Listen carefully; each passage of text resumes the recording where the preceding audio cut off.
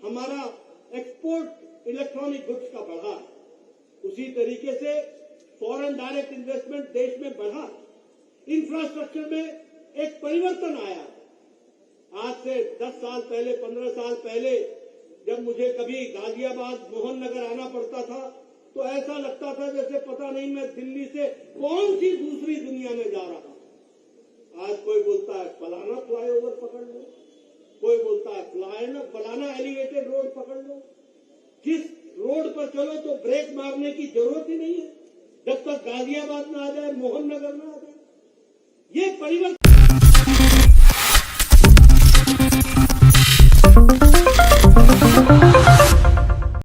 Next 9 news में आपका बहुत बहुत स्वागत है। मैं हूं आपके साथ अबरारुल हक रहमानी। भारतीय जनता पार्टी के राष्ट्रीय अध्यक्ष जेपी नड्डा ने राजस्थान समेत इंडिया गठबंधन पर जमकर निशाना साधा।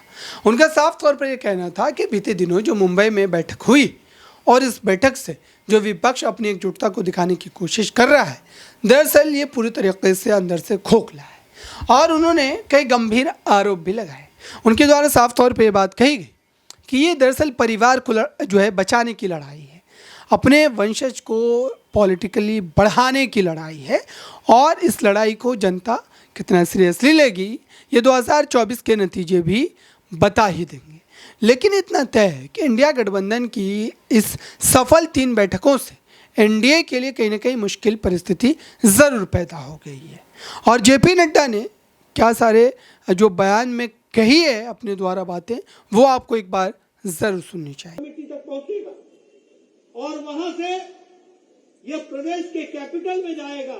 आपका द्वारा इकट्ठा किया हुआ वो कलश यहां से लखनऊ जाएगा और वहां हमारे मुख्यमंत्री उसका स्वागत करेंगे और फिर वहां से हमारे नौजवान साथी उसको लेकर 7,500 ब्लॉक से 500 म्यूनिसिपैलिटी से 8,000 कलश लेकर लाखों कार्यकर्ता अक्टूबर के अंत में दिल्ली के कर्तव्य पथ पर वहां एकत्र आएंगे और वहां हम शपथ लेंगे कि इस कलश की माटी की सौगंध खाते हैं, हम देश की रक्षा, सुरक्षा और इसको अमृत काल में विकसित राष्ट्र बनाने में कोई कसर नहीं छोड़ेंगे। इस बात का हम संकल्प लेंगे और ये संकल्प हमको भारत के यशस्वी प्रधानमंत्री श्री नरेंद्र मोदी जी दिलाएंगे। इसमें हमको शामिल होना है और वहीं नेशनल वॉर मेमोरियल के समीप एक बहुत बड़ा अमृत वाटिका बनेगी और उस अमृत वाटिका में देश भर से लाए हुए पौधे, 7,500 ब्लॉक से लाए हुए पौधे, 500 म्यूनिसिपैलिटी से लाए हुए पौधे वो अमृत वाटिका में लगाए जाएंगे और अमृत काल का संकल्प लिया जाएगा। इस कार्यक्रम में आज आप लोग यहां पर शामिल हुए हैं। मेरा आपसे निवेदन है कि आप घर घर जाइए, गांव गांव जाइए, पंचायत पंचायत जाइए, हर घर में शपथ दिलाइए। 140 करोड़ के देश को जोड़कर अमृत काल के संकल्प को लेकर, मैं देख रहा हूं यहां सब जवान बैठे हैं और सबने अगले 25 साल देखना है, 2047 की सुबह देखनी है, तो 2047 की 15 अगस्त की सुबह हम भारत को एक विकसित राष्ट्र के रूप में देखें, इस बात की हमको संकल्प लेंगे। और इसीलिए इस काम को हम सब लोगों ने मेरा माटी मेरा देश इस माध्यम से इस कार्यक्रम को शुरुआत करने का तय किया है। कल भारत के गृह मंत्री ने दिल्ली में इसकी शुरुआत की। मुझे यहां आज आने का सौभाग्य मिला है और आप सबके दर्शन करने का मौका मिला है। आपसे मैं यही निवेदन करना चाहूंगा कि हम अपने देश को विकसित राष्ट्र के रूप में आगे बढ़ाएं। आपने देखा होगा आज हमारा देश इंफ्रास्ट्रक्चर में कितना आगे बढ़ चला है।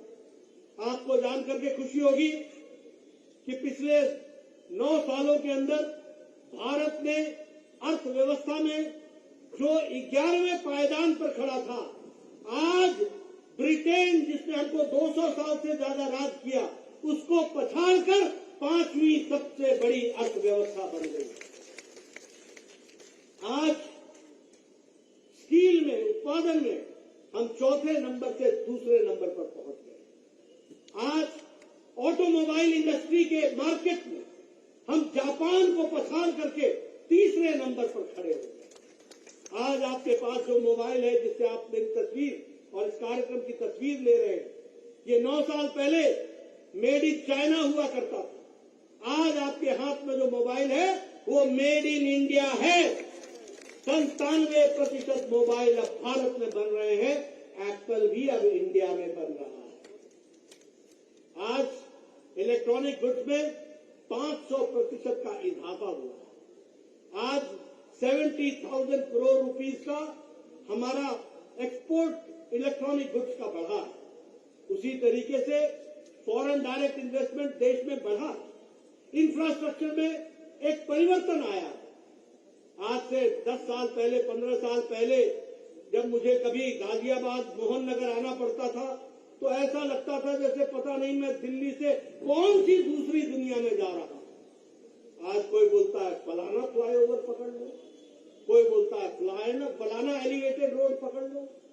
जिस रोड पर चलो तो ब्रेक मारने की जरूरत ही नहीं है जब तक गाजियाबाद में आ जाए, मोहन नगर में आ जाए। ये परिवर्तन आज आपके बगल में जेवर का इंटरनेशनल एयरपोर्ट एशिया का नंबर 1 एयरपोर्ट बन रहा है। इस बात को भी हमको ध्यान रखना है। ये परिवर्तन एयरवेज, रोडवेज, रेलवेज, वाटरवेज, हर तरीके की कनेक्टिविटी ये हमको देखने को मिल रही है। ये विकसित भारत के लक्षण हमको दिख रहे हैं और मोदी जी के नेतृत्व में 9 साल के अंदर इसको हमने हासिल किया। इसको आगे बढ़ाना है। मोदी जी ने संकल्प लिया है कि 2024 के बाद भारत 5वें नंबर पर नहीं रहेगा, तीसरी अर्थव्यवस्था बन करके आएगी। आज भारत चंद्रयान के माध्यम से चंद्रमा पर, दक्षिणी ध्रुव पर पहला हमारा चंद्रयान उतरने वाला दुनिया का पहला है। इस बात को भी हमको ध्यान रखना है। आज L1 लॉन्च हुआ। आदित्य L1 सूर्य की स्टडी करने के लिए जाएगा। आप सोचिए, कभी 9 साल पहले आप ये कल्पना कर सकते थे? 9 साल पहले जब मैं 2G बोलता था तो आपके दिमाग में दूसरी तस्वीर आती थी। कनेक्टिविटी की नहीं आती थी, भ्रष्टाचार की आती थी। गलत तो नहीं बोल रहा? गलत तो नहीं बोल रहा भाई?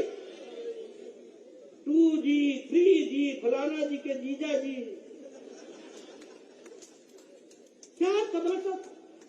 आज जब 5G बोलता हूं तो ग्रोथ, डेवलपमेंट, आगे बढ़ने का रास्ता, विकसित तरीके से आगे चलने का रास्ता और मोदी जी के नेतृत्व में चलने का रास्ता, ये हमको साफ दिखता है। इसको भी हमको समझना चाहिए।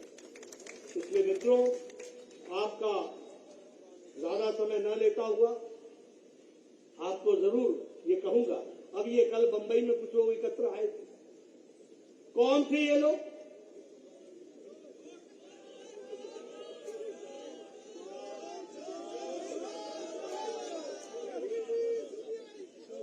ये वो लोग थे, मोदी जी देश को आगे ले जा रहे। ये वो इकट्ठे हुए थे जो परिवार को आगे ले जाना चाहते हैं। लालू को तेजस्वी की चिंता, अखिलेश को डिम्पल की चिंता, सब परिवार, सोनिया जी को राहुल की चिंता। ये काहे की नेशनल पार्टी? ये तो परिवार की पार्टियां बन गई। बाकी तो सब इनके खिदमत करते हैं। ये उद्धव, ये किसकी चिंता कर रहा है? महाराष्ट्र की या आदित्य की? ये शरद जी, क्यों पार्टी टूटी? परिवार के कारण। ये परिवारवाद, ये परिवार का प्रति प्रेम। ममता दीदी, पीसी, बंगला में पीसी बुआ को बोलते हैं, पीसी और भतीजा भाईपो। तो पीसी को भाईपो पसंद है। तृणमूल कांग्रेस किस लिए है? बंगाल के लिए नहीं है, भतीजे के लिए है। इसको भी हमको समझना चाहिए। ये परिवारवाद, लालू, राबड़ी, तेजस्वी, तेज प्रताप, मीसा, कोई परिवार के बाहर का नाम दिखता है? ये परिवारवाद। तो ये परिवार को जिंदा रखने के लिए वहां इकट्ठे आए। और किस लिए आए थे?